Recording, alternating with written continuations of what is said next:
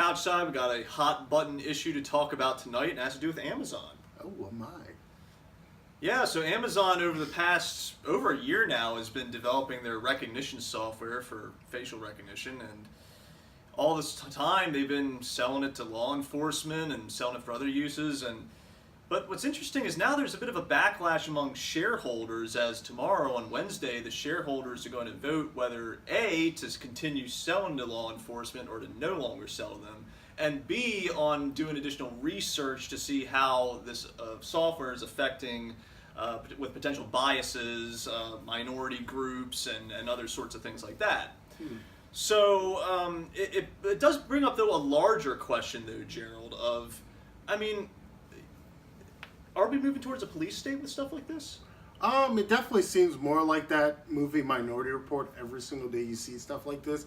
And that's the crazy thing about technology. I mean, while technology may make our lives a lot easier, technology also impedes on a lot of our privacies. Now, facial recognition has been something that's been in development for over the last decade. But now that you hear reports of like Amazon selling it to, law enforcement agencies, it's almost like a double-edged sword, because yes, you want them to catch the criminals through these types of technology, make their job easier, and make our lives safer. But at the same time, how much privacy are we losing as regular taxpayers? Right, and there's a bit of a worry among people that this is just going to be turn into eventually one of those instances where you walk outside your house, go out in public, and you feel like you're being surveilled all the time. Yeah.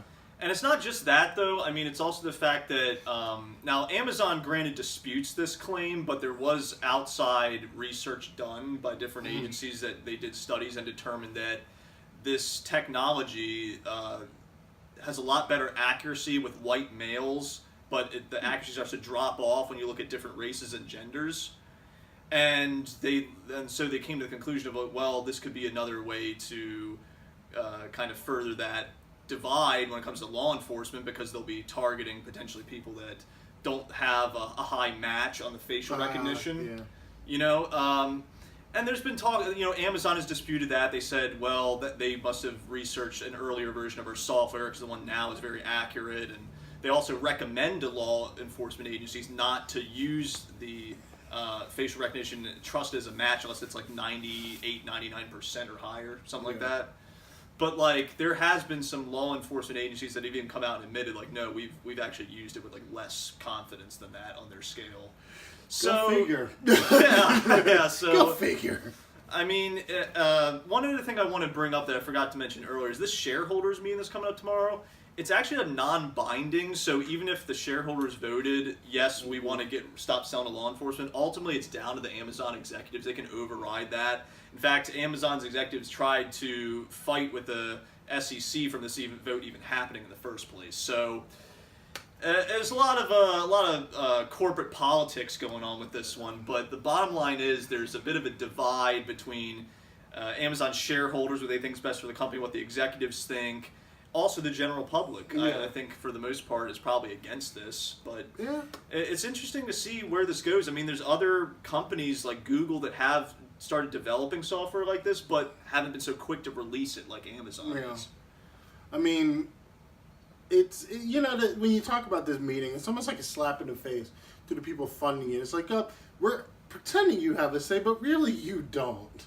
It's like, what the hell's the point of the meeting? It seems like a waste of time.